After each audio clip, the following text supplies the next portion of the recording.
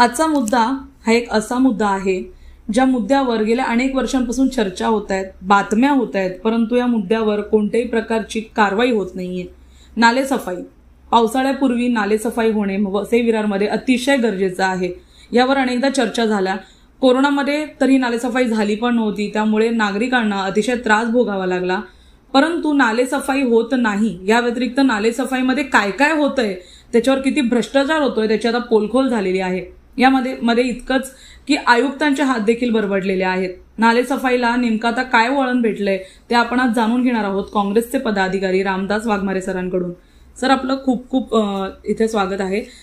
काय सांगाल, कशा प्रकारे नालेसफाईचा भ्रष्टाचार आज आपण उघडकीस केलेला आहे? कारण जसं आपण म्हटलं माहिती देत असताना की जेव्हा आपण या संपूर्ण गोष्टीची माहिती मागवली, आपल्याला तीही नीट भेटली नाही, त्यामध्ये चालढकल झाली, मग आपल्याला अपील टाकावं लागलं. तर काय सांगाल, कशा प्रकारे सगळ्या गोष्टी लपवल्या जात आहेत आणि जे अधिकारी रिटायर झाले त्यांचा देखील यामध्ये कसा हात आहे? नमस्कार. मान्सूनपूर्व नाले साफसफाईमध्ये 2021-22ला 4,17,00,000 एवढा खर्च दाखवण्यात आलेला आहे आणि तेवढेच लांबीचे नाले 192 किलोमीटर 665 मीटर एवढे नालेचे साफसफाईला 2022-23ला 12 कोटीपर्यंत खर्च दाखवला आहे, जेणेकरून प्रशासकीय मंजुरी 5 कोटीची होती. 5 कोटीची मंजुरी असताना यांनी 12 कोटी कसे खर्च केले? त्यानंतर 9 प्रभागाचे 9 ठेकेदारांना ठेके देऊनही त्यांना मुदतवाढ देण्यात आली. मुदतवाढ देण्यानंतरही त्याच्यावर साफसफाई व्यवस्थित न झाल्यामुळे पूर्ण वसई विरार शहर पाण्याखाली गेलं पावसाळ्यात. त्याचा भूर्दंड जो आहे सर्वसामान्य नागरिकाला भोगावा लागला. एवढे अनुभव पाठीशी असतानाही ह्यांनी एक बाबा कन्स्ट्रक्शन या कंपनीस ठेका देण्यासाठी 2023-24ला काढलेल्या निविदा रद्द केल्या आणि 60 दिवसानंतर पावसाळा जवळ आल्यामुळे फेरनिविदा काढण्यात येणार नाहीत असं क्षुल्लक कारण देऊन 15 कोटीला बाबा कन्स्ट्रक्शनला ते टेंडर देण्यात आलं. प्रश्न असा उरतो की 1 वर्षापूर्वी 4,17,00,000 रुपये खर्च झालेले नाले पुढच्याच वर्षी 12 कोटीला खर्च करण्यात येतो. त्यानंतर 9 जणांनी ते नाले साफ करू शकले नाहीत, मग 1 जण कसा साफसफाई करू शकतो? बाबा कन्स्ट्रक्शन जी आहे ही कंपनी कोणाची, याबाबत काही माहिती आहे तुम्हाला? बाबा कन्स्ट्रक्शन कंपनी कोणाची आहे याची प्राथमिक माहिती तर अजून नाही भेटली आहे, पण बाबा कन्स्ट्रक्शन कंपनीला महानगरपालिकेतले जास्तीत जास्त टेंडर गेल्या 9-10 वर्षापासून देण्यात येतं आणि त्यातच घोटाळे समोर आले. त्याच्यामध्येच घोटाळा समोर येतो. आता ह्याच मुद्द्यामध्ये आपल्याला कळेल की केवळ बाबा कन्स्ट्रक्शन या कंपनीला ठेका देण्यासाठी इतर सर्वांच्या निविदा रद्द करण्यात आल्या. म्हणजे बाबा कन्स्ट्रक्शनची दलाली करण्यासाठी हे निदर्शनाचं येतं. आणि जर दलाली करण्यासाठी एवढे उतावळे आहेत तर त्यांनी काही कमी पैसे घेतलेच नसतील. हा घोटाळा कोट्यावधींचा आहे. कोट्यावधी रुपयामध्ये आयुक्तांची सही आहे, अतिरिक्त आयुक्तांची सही आहे, उपायुक्तांची सही आहे, घनकचरा व्यवस्थापनमधले जेवढे अधिकारी आहेत सर्व लिप्त आहेत. तर असा घोटाळा जर होतो या महापालिकेत तर सर्वसामान्य जनतेने प्रश्न कोणाला विचारायचे? या संपूर्ण घटनेमध्ये सरांनी एक माहिती दिली की ही जेव्हा संपूर्ण घटना घडली त्यानंतरच आयुक्तांचं प्रमोशन झालेलं आहे. म्हणजे कुठेतरी जे अधिकारी आहेत ते आता ह्यांचे दलाल होत असतानाच त्यांचे कामाची पोच पावती देखील कुठेतरी या ठेकेदारांवरच डिपेंड आहे असं दिसून येतं. ठेकेदार जोपर्यंत ह्यांना टक्केवारी देत नाही तोपर्यंत ह्यांचे टेंडर पास केलेच जात. अगोदर टक्केवारी ठरवतात ही लोक, त्यानंतर टेंडरवर सही केली जाते. त्यामुळे ज्या कोणी अधिकाऱ्यांची ह्या टेंडरवर या ठेक्यावर अनुमती आहे, मंजुरी आहे, त्या सगळ्यांचीच चौकशी करण्यात यावी आणि जे ह्याच्यामध्ये भ्रष्ट अधिकारी मिळतील त्यांच्यावर कायदेशीररित्या गुन्हा दाखल करण्यात यावा.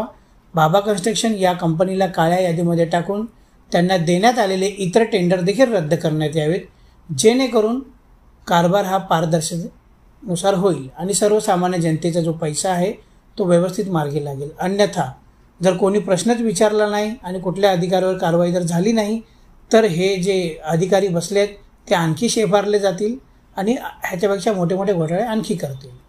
सर, यामध्ये कोणत्या अधिकाऱ्यांचं नाव तर समोर आलेलं आहे? आता अधिकाऱ्यांची नावं जी आहेत सगळे कागदोपत्री आहेत. अनिल कुमार पवार साहेबांची त्याच्यावर सही आहे, अजिंक्य बगाडे साहेबांची सही आहे, इतर आणखी लाडसाहेब रिटायर झालेत, त्यांच्या पण काही ठिकाणी सह्या आहेत. मग हे जे आहेत ह्यांनी आपल्या कार्यकाळामध्ये, तात्कालीन अधिकारी जे आहेत त्यांनी आपल्या कार्यकाळामध्ये भ्रष्टाचाराला चालना दिलेली आहे आणि स्वतःचा वाटा घेतला आहे. हे हिस्सेदार आहेत म्हणून हा भ्रष्टाचार झालेला आहे. जर हे हिस्सेदार नसते तर हा भ्रष्टाचार झालाच नसतं. सर, यापूर्वी देखील असं बऱ्याचदा झालंय की एखादा घोटाळा जो आपल्या पालिकेतून समोर येतो त्याच्यामध्ये पुढे काही होत नाही, अधिकाऱ्यांचं ना निलंबन होतं ना त्यांच्यावर चौकशी बसते. मग आता जरी हा मुद्दा शांत झाला तर आपली काय ह्याच्यावर म्हणजे प्रतिक्रिया पुढे काय असेल? हा मुद्दा शांत होणार नाही, कारण की हा सर्वसामान्य जनतेचा मुद्दा आहे. नाले साफसफाईमध्ये भ्रष्टाचार होतो. कुठे कुठे तर एक नाला 2-2 वेळा दाखवला जातो. उदाहरणार्थ जगन्नाथ हॉस्पिटल ते देशमुख फार्म याची लांबी 750 मीटर एका ठिकाणी दाखवलेली आहे आणि त्याच्याच खाली उलट दिशेने देशमुख फार्म ते जगन्नाथ हॉस्पिटल. म्हणजे भ्रष्टाचार कसा करायचा? एका ठिकाणी जगन्नाथ हॉस्पिटल ते देशमुख फार्म दाखवायचं, दुसऱ्या ठिकाणी देशमुख फार्म ते जगन्नाथ हॉस्पिटल अशा प्रकारे दाखवायचं. तर एकच नाल्याचा 2-2 ठिकाणी उल्लेख करून त्याची किलोमीटरमध्ये पण लांबी मोजली वाढवायची आणि त्याचे पैसेही वाढवायचे. मुळामध्ये जर 2021-22ला 9 तासाचा तुम्हाला दिवसामध्ये काम करण्याची परवानगी दिली होती आणि त्यापैकी 1 तास तुम्हाला जेवण्यासाठी देण्यात आला होता, तर एका दिवसामध्ये केवळ 8 तासच काम केलं जातं. तेवढंच काम 2022-23ला करण्यात आलं असतानाही तुमचा खर्च तिप्पट कसा झाला? 4,17,00,000 जो आला होता खर्च, त्याच्यापेक्षा 2022-23ला हा खर्च 12 कोटीपर्यंत गेलाच कसा? एकतर तुम्ही काय केलं असाल, त्याच्यामध्ये कामाचे तास वाढवले आहेत किंवा तुम्ही ती बिलं आहेत स्वतःच्या घरी वाढवली आहेत स्वतःची तिजोरी भरण्यासाठी. हे सरळ सरळ इथे स्पष्ट होतं. आता ही मागणी आम्ही सुरुवातीला केलेली आहे, पण हे एवढे शेफारलेले आहेत की त्या मागणीला घास घालणार नाहीत. आम्हाला ह्याच्यासाठी कोर्टामध्ये जाण्याची आमची तयारी आहे आणि सर्वसामान्य जनतेसाठी आम्ही कोर्टामध्ये शासकीय लढाई लढण्यासाठी तयार आहोत. सर, आपल्याला म्हणजे एक प्रश्न तर असा आहे की जे आता म्हणजे हा शेवटचाच प्रश्न आहे त्याचा माझा, पण जे अधिकारी आहेत ते सस्पेंड न होता इथे टिकून राहतात ते वर्षानुवर्षाने. अनेक अधिकारी तर सर असे पण आहेत की ज्यांना त्यांचं निलंबन होतं, त्यांचं इथून ट्रान्सफर होतं, परत त्यांना इथे बोलवलं जातं परत. आणि ज्यांचं म्हणजे भ्रष्टाचार समोरासमोर त्यांचे व्हिडिओ लीक झालेले आहेत असे पण काही सहाय्यक आयुक्त आहेत, तर त्यांना देखील अजून पण त्या खुर्चीवर बसवलं जातंय. तर इतक्या भ्रष्ट महानगरपालिका फक्त त्या कोर्टाने ऐकणार आहे का? कारण कुठेतरी आता ही पालिका सुधारण्यासाठी अधिकारी सुधारणं गरजेचं आहे, अधिकारी बदलणं गरजेचं आहे. तर काय वाटतं की कुठेतरी वसई विरारचा विकास जो आहे ते अशा अधिकाऱ्यांमुळे थांबलाय किंवा त्याच्यावर कोणाची लगाम नाहीये, कोणती बॉडी नाहीये म्हणून या सगळ्या गोष्टी चालत राहिल्यात? नाही, कोणती बॉडी आहे किंवा नाही याच्याने प्रशासकीय अधिकाऱ्याला काही फरक पडत नाही. प्रशासकीय अधिकारी जो आहे तो शासनाने नेमलेला असतो आणि शासनाचे नियम आणि अटी त्याला लागू असतात. जोपर्यंत अधिकारी नियम आणि अटी शिथिल करून त्याच्यामध्ये पळवाटा नाही काढत तोपर्यंत हा भ्रष्टाचार होऊ शकत नाही. कुठला नेता किंवा कुठली पार्टी म्हणत असाल की त्याच्यामध्ये लिप्त आहे तर ते पण खोटं होतं, कारण की प्रशासकीय अधिकाऱ्यावर पूर्ण शहराची जिम्मेदारी असते. आता 3 वर्षापासून बॉडी नाही आहे, कुठलाही पक्ष सत्तेमध्ये नाही आहे. जर कुठला पक्ष सत्तेमध्ये असता तर आम्ही निश्चितच त्या पक्षाचं नाव घेतलं असतं.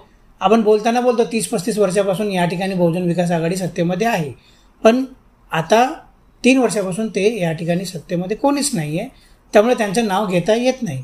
जर त्यांचा एखादा नगरसेवक जरी असता तरी पण आपण सरळ सरळ नाव घेतलं असता किंवा मंजूर करण्यात आलेल्या ठरावामध्ये किंवा प्रस्तावामध्ये आमदाराची एखादी सही असती तर आपण त्यांचं नाव घेतलंच असतं, पण तो विषय या ठिकाणी येतच नाही. राहिली गोष्ट की निलंबित करण्यात आलेल्या अधिकाऱ्यांना त्याची पुन्हा इथेच नेमणूक का करण्यात येते, तर हे भ्रष्टाचाराला चारा घालण्याचं कामच चालू आहे ना. प्रशासकीय अधिकाऱ्याकडनं भ्रष्टाचाराला चालना दिली जात आहे आणि त्यांना वाटत आहे की आम्हाला कोण प्रश्न करणार नाही. आम्ही जे करतोय, आम्ही मांजरीसारखं दूध पितो आम्हाला कोण बघत नाहीये. पण काँग्रेस पक्षाचे बहुतेक पदाधिकारी आहेत ते पुढच्या काही महिन्यामध्ये प्रति महानगरपालिका चालवण्याच्या विचारामध्ये आहेत. तर आमचा तुम्हाला इशारा आहे की तुम्ही जे काय भ्रष्टाचार केला असेल ते आत्तापासूनच गुंडाळायला सुरुवात करा, नाहीतर आम्ही तर तुम्हाला 100% गुंडाळणार आहोत. धन्यवाद सर. तसं की आता आपण जाणून घेतलं की नालेसफाई होते, पण त्यामध्ये अजून बरंच काही होत असतं. नालेसफाई फक्त एक अशी उपाययोजना नाहीये, तर भ्रष्टाचाराचं एक आमंत्रण पण आहे. एका बाजूला नालेसफाई यासाठी सुरू करण्यात आली होती कारण या संपूर्ण प्रक्रियेमध्ये जे आहे वसई विरारमध्ये पाणी भरतं, सामान्य जनतेला जो त्रास होतो, अनेकदा तर याच्यामध्ये मृत्यूही होतात. अनेकांनी आपले आई वडील तर आपली मुलं गमावलेली आहेत. या संपूर्ण गोष्टीमध्ये देखील महानगरपालिकेला फक्त आणि फक्त पैसा कमवायचा आहे. इतकी भ्रष्ट महानगरपालिका कुठेतरी निलंबित झाली पाहिजे. अधिकारी कुठेतरी आता निलंबित झाले पाहिजे, जेणेकरून त्यानंतरच वसई विरारचा विकास होऊ शकतो. हा विकास धीम्या गतीने होतोय, कुठेतरी या विकासाला स्थगिती लागते कारण असे अधिकारी फक्त आणि फक्त स्वतःचे किसे भरतायत.